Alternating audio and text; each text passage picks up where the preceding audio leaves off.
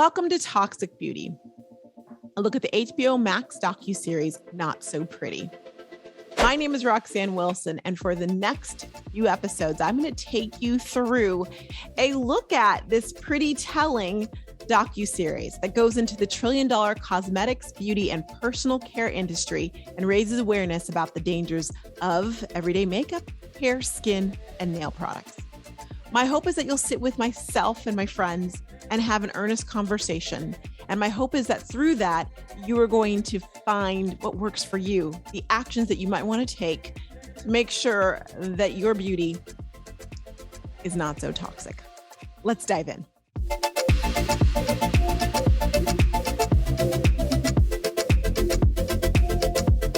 Okay, the first episode of Not So Pretty dove into all things makeup. And honestly, as I was sitting down to have this conversation, the idea popped in my head that I know a makeup guru, and she's also a friend of mine. And I'm so excited that she agreed. I asked her, will you come to have this earnest conversation? And she said yes. And so without further ado, let me introduce to you Leah Hundsness. Now, I am not going to go into all the things that she does because I want her to. It's much better said that way. But Leah, thank you for being here so much. I appreciate it. Oh, thank you for asking me. I'm really glad to be here. I always watch your stuff, so I'm honored to be on. Friend first. Friend first. Friend first, makeup guru second. So tell us what makes you makeup guru. Well, that's a generous term. I don't know if I'm a guru of anything, but I've spent the last 25, 27 years in the beauty business, mostly in makeup. So I spent 3 tours of duty at Sephora. So once up in San Francisco for North America, and then once in Paris for Europe, Middle East, and Asia, and then once in Singapore for Southeast Asia. And then I worked at the brand side at Smashbox prior to the acquisition of Lauder, and then Too Faced 2 different times, and then Gucci Beauty. And my role in all of those jobs was the commercial side of things. So consumer facing, product strategy, that kind of thing. Now you guys can see why Leah was the person who had to have this conversation with us. It's like, wow. And whenever I listen, I'm like, wow. So many things in there. So let's kind of dive into the episode. You know, the episode really starts by setting the stage for the issue. And it starts by putting a face on, for lack of a better word, the victim, right? In class actions and back in law school, we'd talk about like the perfect plaintiff, right? That plaintiff that's like, oh no, not her. It's kind of how they set it up. If that, I'm fair to say. And we meet Corinne. She's 26. She has mesothelioma. I'm not going to be able to say that. And asbestos. And she kind of dives into why. We also meet Christy. And we find out about all things baby powder. Now, as an expert, did you know where it was going when they started the story? Did you feel like, oh, okay, I know where this is going? Yeah, because there's been a big trend over the last 5 to 7 years towards clean beauty. So I understood the narrative right away. Yeah, which clean beauty is, is that a narrative in its own way, I wonder? Yes, it is. Yes, it is. Yeah. Well, essentially everything I'll just speak about beauty. This could be true for all consumer goods, but I want to be only speaking about beauty because I don't know that tech is this way. I don't want to go, get out above my skis. But within beauty, it's really mostly narrative. So nobody needs another toner or a mascara or red lipstick or blush. And yet we keep making these because there is a massive hunger for relevance and belonging. So really what's happening in beauty is storytelling and within myths, of course, like sort of archetypal myths. And I don't want to make it sound so academic, it's not, but just fundamentally, that's really what it is. It's storytelling. So the stories are designed to sell. So if it's clean beauty, there needs to be a story there. If it's, toxic, hazardous, there needs to be a story there. And we're also in this convergence where facts are optional. It's just sort of where we are in popular culture, as you and I have talked about a lot, because I know you are a fan of the facts, as am I. So we're just like tilting really heavily towards narrative. People want just a quick narrative. They don't really want to do research on the merits of a product. Yeah, give me the buzzwords. Clean beauty, okay, I'll take it. I don't even Right. really know what clean beauty is, which I do think is really what gets us in it. How do we get here? And maybe not so much just with makeup, but in general in beauty, how do we get to this point where people are like, wait a minute, you said you're clean beauty, but you're not? Is because what the heck is clean beauty? There is no regulation for clean beauty. And arguably, is dirty beauty really dirty? Like, is it really that dirty? I mean, we got to look at it both ways, right? But let's talk talc. Okay. I have to admit, I did not know that talc and asbestos grow near each other. This was educational to me. I've heard people say like, "Hey, don't use that," or make sure it doesn't have talc in it. But the reasons and the whys and all the things, the asbestos connection, that was an education to me and maybe to others who watched it. And of course, they talk about how talc is in eyeshadow and blush and lipstick. Talc is basically in. My goodness, we just one of my friends was just looking up her makeup, and talc was in liquid foundation, which to me, I think of powder. So I'm like, wait, why is talc in liquid foundation? That seems kind of odd, but okay. This is going to be a little different than I think all the others because I'm curious because you've lived in the beauty world and the beauty spectrum. And it's almost, I mean, while we're talking about makeup, we got to talk about baby powder for a second, right? Because that's really the impetus for all of this. What were your thoughts on Johnson & Johnson? I'm going to say J&J and all the things from the 70s. And was that surprising to you? What were your thoughts on it? I guess, unfortunately, I just didn't feel like it was a very scientific documentary. It felt more like a narrative. Like, how do we get the audience engaged? How do we keep them on the edge of their seat?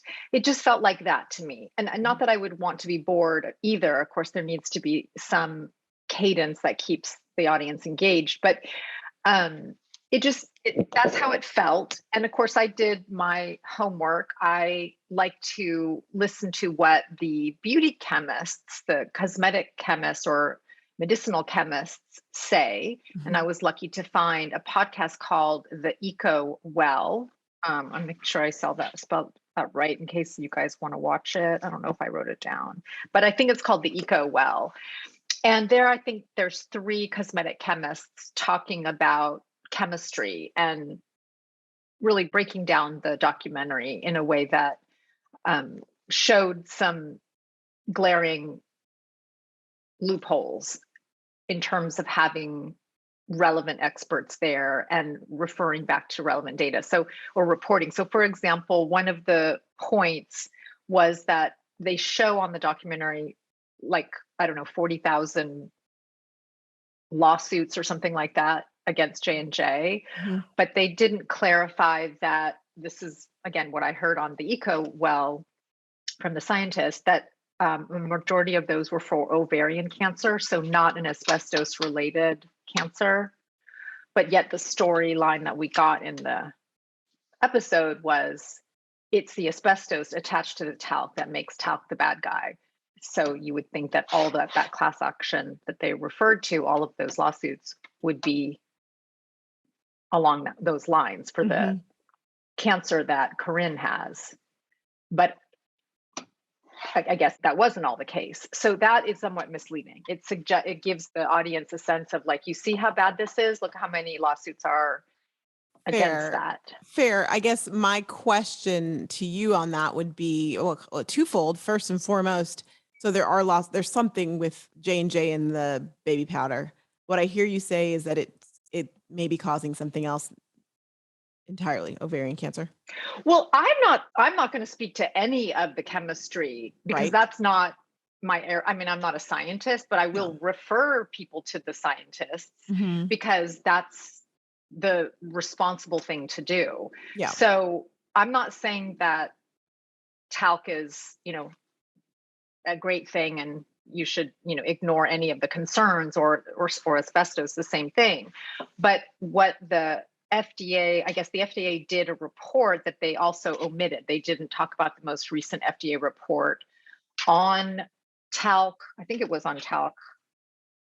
Yeah, and it showed that it wasn't hazardous. But again, I think we have to understand what hazardous, or how hazardous is defined. And again, by the cosmetic scientists and the science in general, is you have to have a certain dosage in order for something to be hazardous and then for it to be toxic.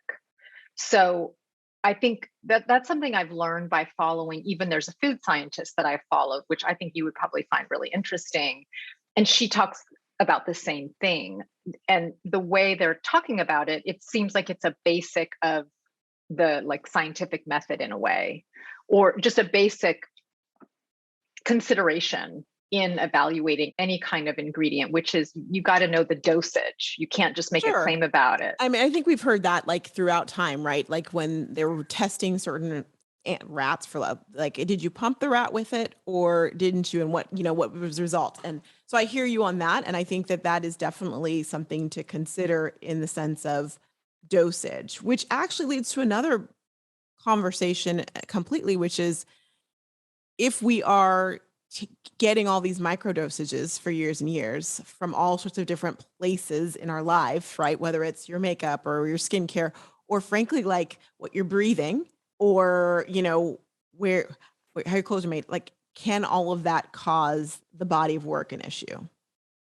Right. And so micro doses, it leads, and I think in some ways it leads to this feeling of helplessness. Do we cut it all out? Or do we cut some of it out? Or we just say, you know what, I don't even want to know. I'm just going to keep doing what I'm doing. I think those are the three roads people can take really in determining what is their action or reaction to finding out that anything, I mean, we're talking about beauty right now, is maybe harmful to their health. I will say we've learned from the last 2 years or 3 years of our shared experience that science does not always agree. There's different points of view on the same subject. So if I've already identified the scientists that I believe in, I'm going to listen to them. And if in their case they say, based on these reports, the talc is safe, then I'm going to continue using products that have talc in it. Right. We choose to believe what we want to believe is what you're basically Exactly. saying. Yes, there are feelings that go into and values that go into which scientists I'm choosing. Mm-hmm. Mm-hmm. So of course there are feelings there, but I'm just quick to double tap on it a little bit. I don't want to skip the step of, yes, I used my feelings to pick the scientists, but I still want to listen to the science. I would like more of us to get into the science because I think there's a lot of fear mongering. Yeah. I hear you. I believe in science. So if anyone's wondering, I believe in science, but I have I also realize that people have a choice of whether they're going to listen to science or not. Like you said earlier, we're in sound bites, right? And so a lot of people will hear the sound bites and base it on that and think they're basing it on science. But people are going to dive into it as much as they do want to or they don't want to, frankly. Yeah, that's right. I think we can all agree, and all as not anyone may say, I think one could make a statement just based on the fact that Johnson & Johnson took the talc out of their baby powder. There's something going on with the baby powder and the talc. Fair enough. Something's going on there. And and obviously they showed there is a relationship between asbestos and talc. So yeah, and I'll tell you, saw that. From a personal standpoint, watching them decide to test Black prisoners to see. Oh yeah, that was horrible. Not science I can get behind. That's not okay. Oh God, no, that was gnarly. Okay, so beauty. I know that it to be true that there are some beauty products that say talc free. Yes, or they say that their talc is safe talc. Cornstarch. Cornstarch is totally different, right? But talk to me about that. Your thoughts on that decision, that what they're doing, all the things. I don't know, because I'm not sure. I guess I'd have to know the brand in particular. But what I can say is how the products are developed is through labs. So big companies like Lauder and L'Oreal have in-house R&D. Mm-hmm. And then smaller brands will use outside labs, but they're still all labs, and they're run by scientists basically. And they're putting together the formulas. And those guys go to ingredients shows, or they're getting sent a bunch of ingredients. These are new derivatives, they're standard ingredients like pigments, emulsifiers. So they're getting basic stuff all the time, and then they're getting innovation all the time.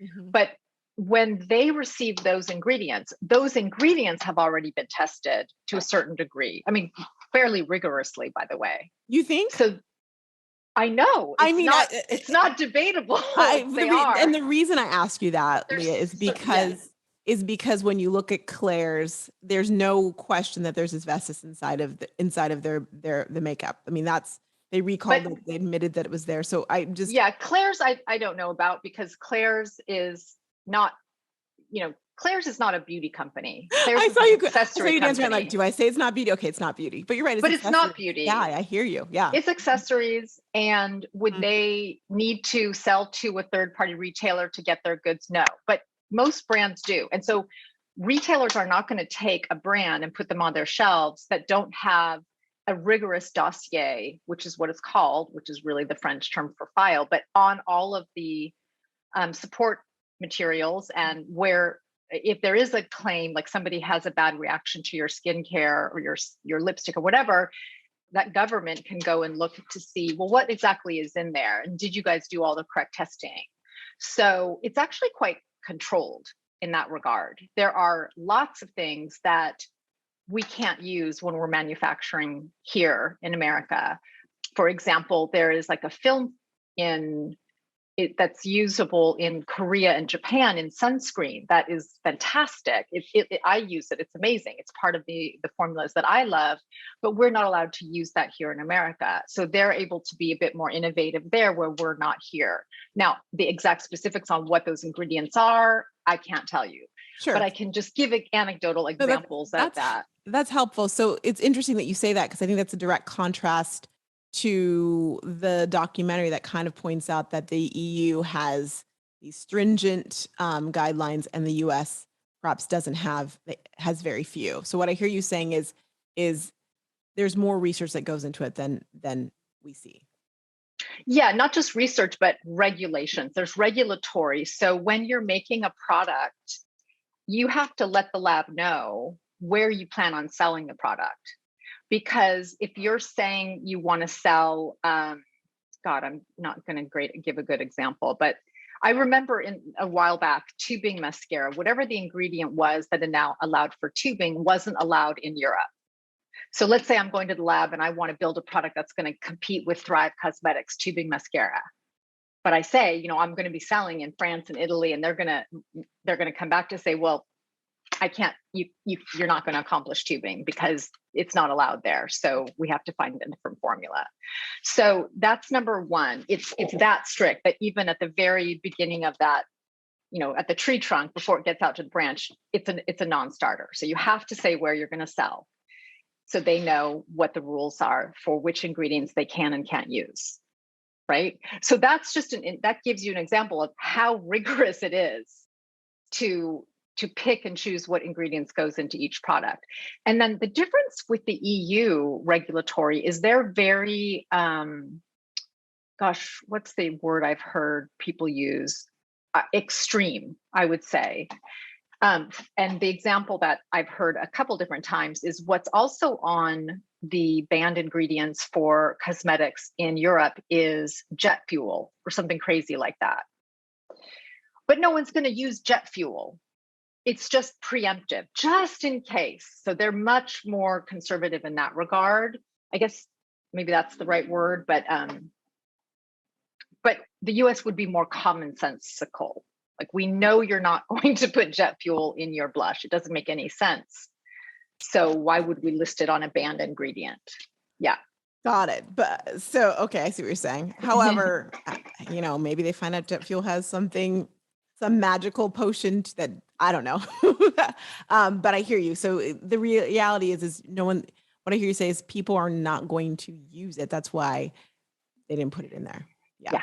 Yeah. That's one example. There might be others, but baby no, poop, things oh like yeah, that. yeah, definitely don't want any of that. Definitely don't want any of that. I mean, I guess the I'm pretty sensitive when it comes to wanting innovation.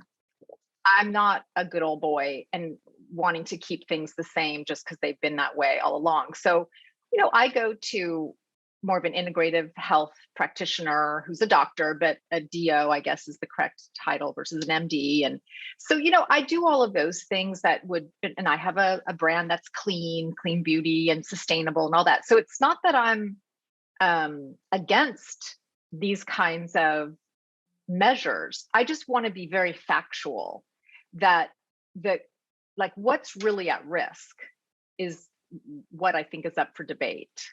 And I'm just very aware from all the years of being told this, we can use this, we can't use this. The EU is banning this, and Canada is banning this. And that I have a massive respect for the scientific community and the chemists out there.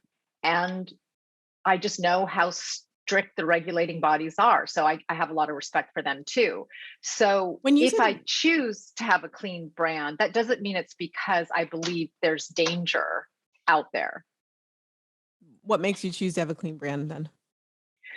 I just liked the ingredient story better, just a little bit more straightforward for the consumer, because I think that's where the consumer is at. It's sort of like Whole Foods versus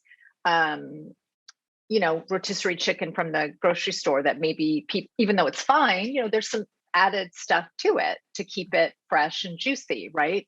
So today, like I was saying, it's narrative. Today, many people they don't want to see anything else besides chicken. They don't want to see anything else. Chicken and sage, maybe. That's all I want in my rotisserie chicken. If I see any words I can't pronounce, that makes me uncomfortable. So do I personally want to carry the flag to fight for facts and like have everybody check everything? No, I'm not. I'm a commercial person, just like your audience. Like at some point we have to understand what's worth fighting. And I don't want anybody buying my product to feel afraid of any of the ingredients. So why not I can certainly make ingredient formulas that are beautiful and easy to understand, if that makes sense. No, that does make sense. You mentioned that there's a strong regulatory body, but I will admit that the FDA gets quite a beating, I would say, inside of this documentary, most specifically because some people call it like a toothless tiger, in the sense that they can say, hey, would you recall that? But they cannot force any recalling of anything. They can just suggest it. So I guess my question for you is, how would you consider that a strong regulatory body if they have no enforcement policies? But that's not true, because I think that they should have had somebody on from the FDA, by the way. And I think that's an example of why I just didn't. I mean, I was interested. I wanted to see this documentary. I was excited about it, but I just didn't find it like a 60-minute. You know how 60 Minutes has their investigative journalists and they try to get all sides of the story and they really dig in. I just personally did not have that feeling. It felt just very topical. So there was, I didn't think a lot on the FDA for me to really understand exactly what they were talking about. I know that if you are going to make a product, you cannot make it unless it's following the guidelines for what can and can't be used in the markets where you're selling them. It's just as simple as that. You just can't do it. So by the time you get to your retailer, it's a little bit more out of the control of the FDA, right? Because the FDA is more focused on the chemists and the regulatory teams to know what is and is not allowed. But let's say something slipped through the cracks. But you got to understand that's very rare. Why would any lab do that? They would lose business. Let's say they decide, I want to use an ingredient that is allowed to be used in Japan, but not here, but I love it so much I want to use it. well, first of all, why would they even like list it on the ingredients, right? If they're that dark, if they're that sketchy, they're probably not going to tell their customer what's really in the formula. So that's already a breach right there, and like a huge breach. But let's just say it goes down that path, and then somebody gets a really bad reaction. I know this is true in Europe. I'm not 100% sure in the US, but first of all, in Europe, not only would the brand be liable, but so would the retailer. And then you also lose the goodwill of your consumers. Sure. Yeah. I mean, I'll tell you right now, and I know this is not makeup, but the bulk of it was really on Johnson & Johnson. I personally have no desire to buy a Johnson & Johnson product again. I don't. I'll tell you.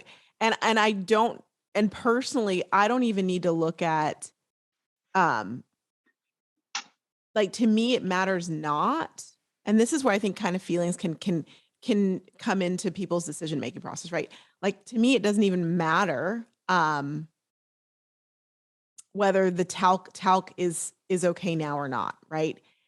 To me, the fact that they knew it, that they buried it, and that they're still selling in other countries, if you know that there is some question in the talc, in the baby powder, I guess I'm American, obviously. I love the Olympics. I'm like, go USA, go. But to give it to other people because it's not working, like, because you can't sell it here, that's unconscionable to me. Like, if it's dangerous, it's dangerous. And so, oh, it's okay. You can sell it to other countries. No, stop. Just stop completely. Yeah. And that, I think, for me, is where the emotion comes in, where the science, I'm not even worried about the science in that regard, because there's a body of work with Johnson & Johnson. I'm not talking about, but with Johnson & Johnson, where I'm like, okay, I'm really good. I will really pass on you, which is kind of hard to do, because I looked up all of the Johnson & Johnson products. I'm like, okay, no Tylenol. Okay, no Benadryl. Well, there's lots of good generic versions of all those. So. You know what? That's a good point. There are. Yeah, there are lots of good generics. Yeah, you don't have to buy. Yeah, I just don't. I don't know enough about J&J. It's not, it's not one of the labs that we work with. Mm-hmm. It's just not part of the prestige beauty world, really. So I don't know them. And it sounds horrible. I mean, the story that I heard was just, unconscionable, as you said. Yeah. And I know, in talking to you, you're answering as a professional. I mean, your professional experience does color how you're answering, which I think is a great thing, because it's a great perspective on, like, pulling back the curtain on the beauty industry. Because I do think when you watch it, it's easy to lump every company in with J&J. If someone just watches that documentary, and as you mentioned, J&J is not even a beauty company. I'm trying to remember. I have to look up, but I don't even know what they have in beauty. Honestly, I know they have a bunch of toothpaste. I looked, but I don't think I saw. What's funny you asked that is, when I thought to myself, I want to get rid of J&J, I didn't even look at or see any makeup. I wasn't even thinking makeup. I'm thinking toothpaste and just everything. Everything, all the other things. Yeah. And really, it's me not wanting to support them because of their bad behavior. I'm not even necessarily. I'm not worried that their Tylenol has something bad in it. It's an ethical. I mean, it's ethical, but beyond the science. It's not purely that. For sure. Yeah, I don't even know where their brand list is, but it's hard to find. Also, I was like, why is it taking me 5 minutes to find this? Why don't you guys want me to find this? I know. What are you hiding? Health and wellness. I don't think they have any. I mean, they might, but as you're looking at that, I have to. Something you point out, which I think is a really good call out, is that Klairs, the two companies, while it was titled makeup, the two companies focused on happened to be Johnson & Johnson and Klairs. And Klairs, they didn't. Yeah, in the end, they did say there was like a lawsuit against Estee Lauder, Christian Dior. Remember that? I did see that. Mm-hmm. But that was a little. But you're right. You're right. Yeah. By then, we're all like shocked and in awe, right? Because of Johnson & Johnson alone. And while Klairs, honestly, like Klairs, I can't say that if I was a company and one person came to me and said, "Oh my gosh," I would do my testing. Like, of course you're not gonna just take their word for it. Like there was something in it. You got to do your own testing. So I'm not. I mean, they recalled it. They did the recall. I don't know all the details of the process and the timeline with that. But Yeah. it is concerning because I can remember when I was little, and I remember getting, and I'm not saying my mind had anything in it, but I remember getting that makeup. It always looked horrible on my skin tone because it was that like bright pink and the bright blue. I think it looked Yeah, horrible on everyone totally. actually, but it was like, Yeah, it really did. Well, I didn't get it, but I wasn't lucky enough. But I don't know if that's a lot. I think you're lucky you didn't get it, but I do. don't know if Claire's was around when I was little, Oh, but okay. fair. And I don't know that I got it from Claire's. I think, just the grocery Oh. store someplace had that, Oh yeah, yeah, yeah. you know? And I think about that when I think of the Claire's experience. I didn't actually go to Claire's and get makeup, but there's this level of trust that I do believe we have when we go to a store where we just make this assumption That's right. that if it's That's there, it. it's good for us. Yeah, and that's what I'm talking about in terms of liability. So, for example, just in Europe, I really remember this distinctly. Getting brands into the shelves in Sephora Europe, we needed the regulatory documentation to be in order. And I wonder if we even required the brands to send it over to us or to our internal regulatory, just because there's a private label at Sephora. So there's a regulatory team that helps the private label. Everyone has a regulatory team. Brands have to hire somebody in Europe to manage their dossier, which means collecting all the information from the suppliers, those trade secrets kind of thing. I mean, not exactly the trade secrets, so basically what's in your stuff, who made it. So we had one of those in-house with Sephora, and I'm pretty sure we had our brands work with them too, just so we could make sure that we weren't putting anything on the shelf that was okay in America, but not okay in Europe, because of the risk of liability just being way too huge for, deep pockets retailers are also really, as you know, with your legal background, they're very risk averse. They don't want a bunch of people doing a class action because they know they have lots of money. Not that they have huge margins. They make lots of money. They also cost lots of money to run the stores. But, most people don't know that. So they see Sephora owned by LVMH, one of the largest luxury goods company, if not the largest in the world. Let's go after them. I'm sure there are some people who look at the shelves and see what's new, but it's so hard to get anything into those shelves that doesn't have every box checked because it's too much of a risk. They can't lose the trust of hundreds of thousands of people. It's too risky to the business. So I can understand why Claire's could have had that gap from whoever was running the makeup division, because they didn't need to sell it in anywhere. They were selling it into their own stores. So there was like this lacking of like a check and balance, a natural check and balance. So there should be checks and balances already with the lab that you choose, because that lab is not just working with you, it's working with hundreds of other beauty companies, and they are also reputation based. If they have a bad rap for creating a crappy formula, and as you know, that means just bad reviews on Sephora and Ulta down, which is like, oh, poor thing, or cancer, right? Like there's a spectrum there of, oh, you didn't do so well, it didn't look great on you. And then there's something more risky, but they care about both. Yeah. Because they need the repeat business. Right. They literally need that one, like I buy, this, my first order is 20,000 units.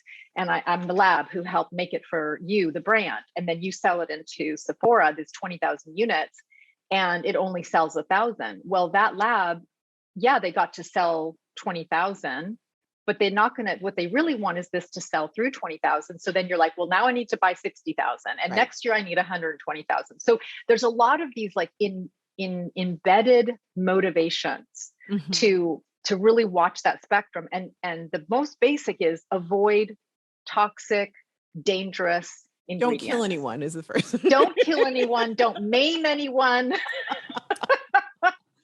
And now let's focus on the nuances, like make sure it stays on 8 hours, make sure it doesn't, shine and break and all of that stuff. So I think it's just an oversimplification of the whole ecosystem.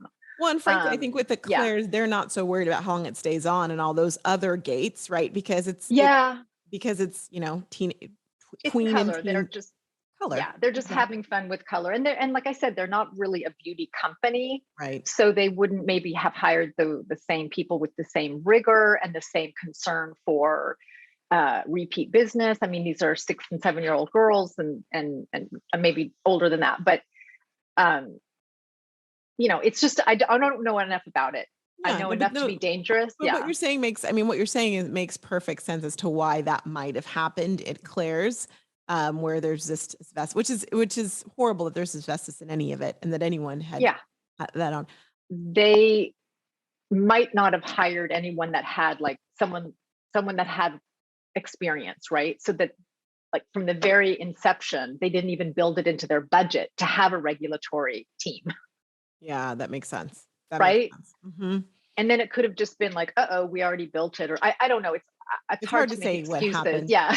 And I'm sure they probably wouldn't even tell us if we asked them, right? They're probably not I'm sure it's just like a very painful memory for them. Absolutely. Yeah. So Leah, do you have confidence in, like if you went to, I can't say a Sephora because you used to work there. If you went to a beauty store, do you have confidence in picking up do you trust going into a cosmetic store, a beauty store and buying the makeup? Do you trust that it's going to be safe for your skin? I do. Yeah. If anything, my bigger fear is that it's BS.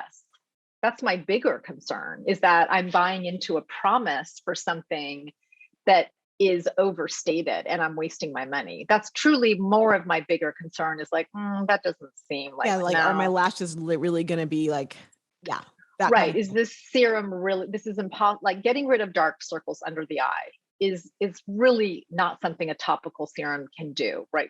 Certainly not your standard eye cream. So I'm more concerned about overpromising to the consumer and her feeling disappointed by all of us, because some brands are marketing. That's a marketing issue though. That's not so much a product development. Sure. But do you feel safe about, so what I'm hearing you say is yes, you feel safe. Like, yeah, I don't fear that I'm going to have a reaction or have cancer. Yeah. And I think a reaction can happen to anyone for anything, right? But more, you don't feel like it's going to be toxic to your body is what I'm basically asking you. No, I do not. I've never, and I wear, as you know, you've seen my bathroom, I'm literally surrounded by makeup on the side, move the rolling carts away. I have been trying products on my face and my body for 20 some years, from all over the world, India, Indonesia, certainly all over Europe, US, everything. People that just came to me with a beaker, not even like a full product, but an idea. I have tried so many things. I probably should be more cautious, but I have never had a reaction, not one reaction. I don't want to defend what I don't know, because we don't know what we don't know. And I know there's been lots of times that we think something is safe and it turns out it's not safe. So I have that healthy skepticism with ingredients as well. I can just tell you that why I'm not afraid, is just because I know how hard it is to have a product made you just can't get it done. How are you going to find that one rogue lab to do dangerous things or take those risks? I mean, good luck. You have to push your lab hard enough to do anything really innovative outside of the box. So these are not people that are high risk takers. So because of your experience is what I'm hearing, and what you've seen, you feel confident. I feel confident that I'm not going to get hurt. Mm-hmm. That doesn't mean I feel like I'm always getting what I'm paying for, which is perhaps another conversation. But with clean beauty, because we talked about clean beauty in the beginning, and I want to touch on that a little bit right here as well too. When we talk about clean beauty, what does that mean to you when you hear it? Curious. Oh, gosh, I have a very simplistic view, and there are other people out there that would have a lot more to say on this. So I'm definitely more of your generalist, I would say. I want to hear what you yeah, definitely. So I think of it as, in the way I described it for the brand that I have with my partner, it's ingredients that are really understandable. I'm not saying that's how people define clean, but that's how I look at it. Like, okay, it's clean. meaning there's not as many filler products. Not that people are putting filler products, but they're just going to have to be very strategic about what ingredients they put in. And no parabens, no sulfate. I mean, yes, although, well, it depends. Like there's the two standards that people are using now are the Credo standard. So getting into Credo, the retailer, it's much more rigorous in terms of what they consider clean. And then there's Sephora Clean, which is still, there's still a lot, but it's not as rigorous as Credo. I'm sorry, what's Credo? You said a retailer. It's a retailer. Okay. Is there another name that I would know? Credo Beauty. It's a retailer. Okay. It's a clean beauty retailer. Okay. Thank you. Yeah. So they're very, very strict about what ingredients cannot be. And I don't know the difference. I mean, if I looked at it, I would be able to see, but off the top of my head, I couldn't give you an example of the difference. But I do want to say that what I've been learning from these cosmetic chemists is that, clean doesn't always mean safe. And I really appreciate like having them stretch my mind, because in beauty, we do rely on the labs. That's where the science is. It's in R&D, and it's and then it's reinforced with regulatory. But pretty much everyone else, they're not chemists. There's no like science PhDs. That's on that side of the business. So I think the rest of us can be very driven by what does the consumer need to hear? How do we need to get her comfortable, to get her to reach inside her pocket? Yes, it is. So I take full ownership that even in the beauty business, there's a lot of like, we don't all know what's good, what's not good, what's dangerous, all that. So I'm leaning heavily into these chemists that are doing podcasts now so I can educate myself more. And so just because something's clean doesn't mean that it's safer than something that's not clean. I think that goes back to the theory of when we hear clean beauty, people assume that there's a standard for that, right? And there is no standard. There's no official like international or even national standard for what clean beauty is. So anyone could. You're right in terms of just a brand on their website, but most brands make their money and are introduced to us through retailers. So we can never forget the power of the retailer. So while you are 100% right, there is no government agency determining what is clean and what is not clean. There are nonetheless measures. Sephora has a measure. In order to be called clean at Sephora, they have a no-no list of things that you can't include. And of course they check that before they get that brand on the shelves. So there's another check, right? And Credo has an even more difficult one. So the consumer may not know that, but we in the beauty business know, you're right, there is no government agency. But essentially, if you want to make money, you better follow the rules that are given by Sephora, because they are establishing the standard. I say Sephora more so than Credo because Credo is smaller. And then that becomes the standard. Then Ulta might fall, well, okay, that's clean enough for us. By de facto, it becomes the governing body. Yeah, that makes sense. Yeah, it's the private governing body. Yeah. And Sephora is the standard, I would say, for beauty. When people think of beauty, Sephora is the place you go for all things. Certainly one of them. I think there's a little bit of turning of the tides right now with exactly what you're saying about like, there is no standard that we can lean on that's independently governed for clean beauty. Because I do think the consumer, and you've picked up on it, is a little confused. What does that exactly mean? I don't want to be bamboozled. Please don't try to trick me. I don't want any more fear mongering. I just want, what is this powder? What is this liquid? And what is it supposed to do for me? What you said earlier about clean not necessarily being safe. I believe arsenic is natural, isn't it? There you go. I mean, I thank you I didn't want to have to go there, but like essentially a punch in the mouth will also give you plump lips. That's clean. There's nothing more clean than that. There's an option there. That is an option.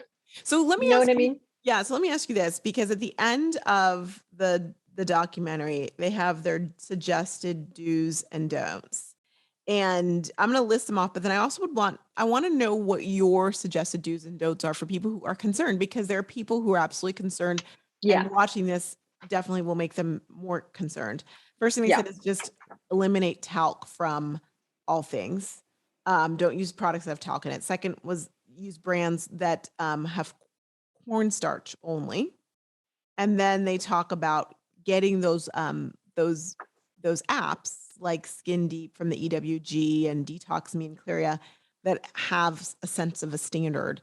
And they let you know how safe or how dangerous it could be. What are your thoughts?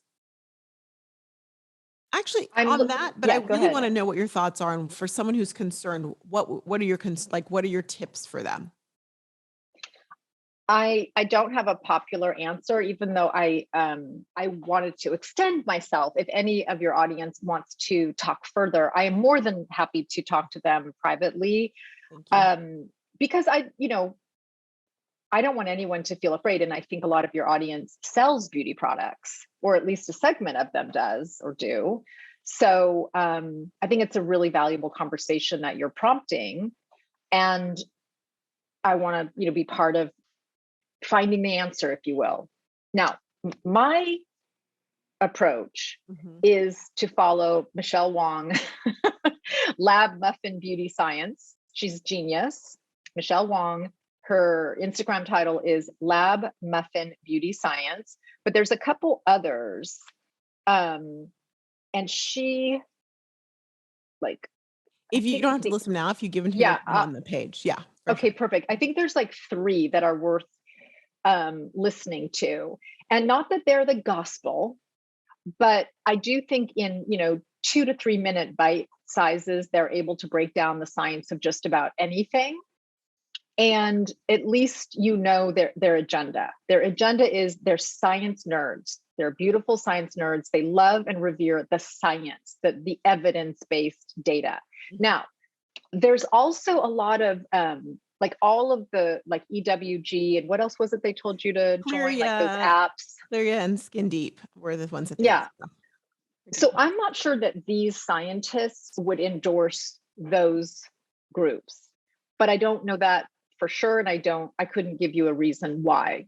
Well, and I would also say at least it's okay to hear it all. Like, even if they don't. There you go. That's exactly where I was going. That's exactly where I was going. Is like, if we really want this group, those of us that are in the Roxy world, to just have the best tool belt, that's what I would say. Listen to it all, but don't cut out the science, because beauty is built on science. And I know that is, I guess, bastardized, because we can overpromise things that products cannot do. They will not get rid of wrinkles, for example.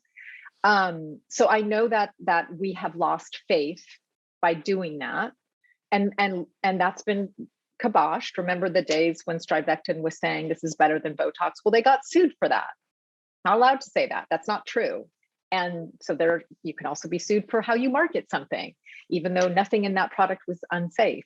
So I think that we're not talking or listening as much as maybe we should to the actual chemists, because they're usually behind the wall. Sure. It's the marketing and sales people with our jazz hands that get all the attention, and we are not as informed. They've spent years. And they don't always have bedside manner. Let's be honest, right? And so not all scientists can talk to mainstream in a way that they're going to hear and understand what they're saying. Yeah. Right on. And now here's what's in our favor for us. This is like especially powerful for your group. With TikTok having a 3-minute limit, because these guys are on TikTok too, they have learned, at least the ones that have chosen to go on social to get the word out, they get the bite-sized pieces. So it's easy for us to listen, get a quick tip, or write something down and feel like, okay, I got that nibble. I can't take it all in, but I can take in that nibble. Right. So they've learned the magic of the bite-size, data point.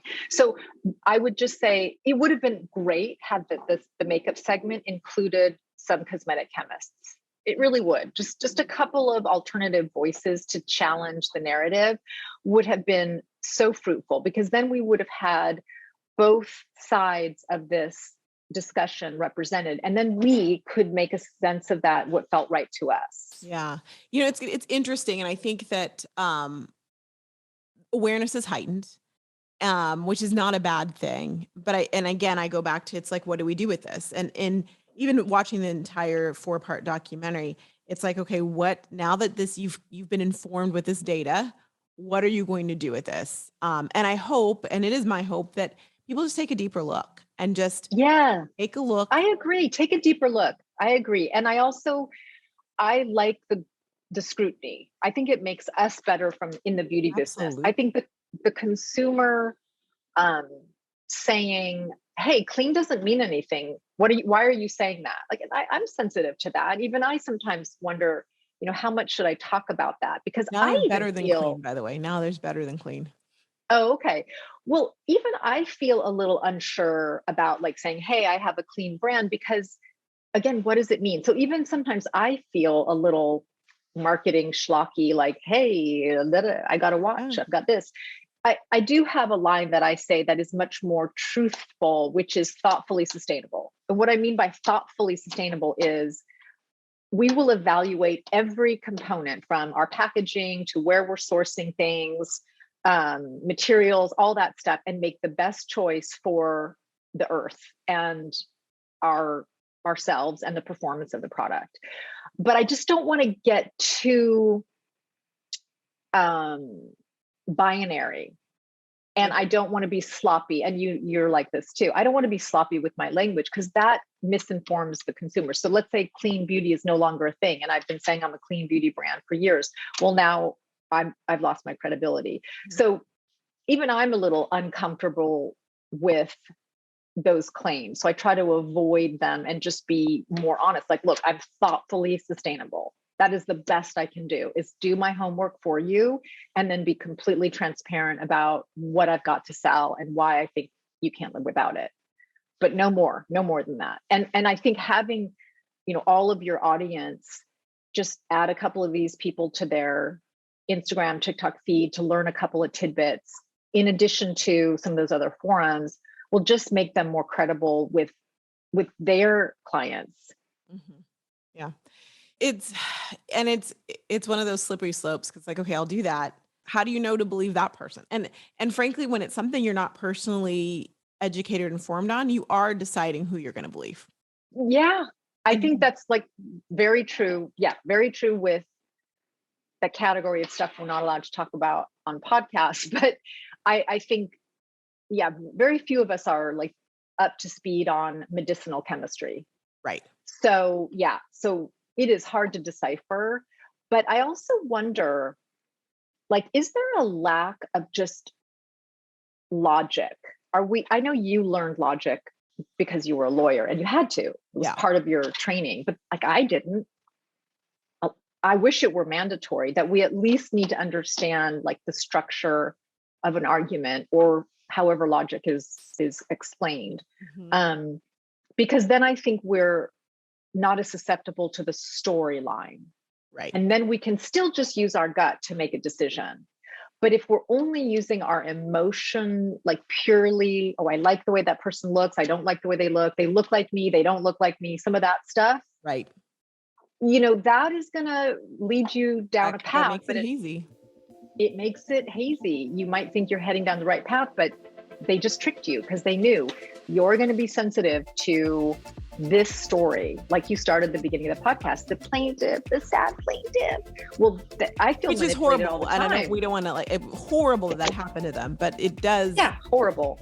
What you were just using it as an example of like what they taught you in law school, but and you're right, because I looked at it and I could see that doing that in radio and television. I'm like, okay, I can see how they're telling the story and setting up they found the perfect victims to put on there to speak to. I mean, what mom out there that's watching this is not going to look and go, oh my gosh, little girl. I mean, how do you not? Oh yeah. How do you not? Right?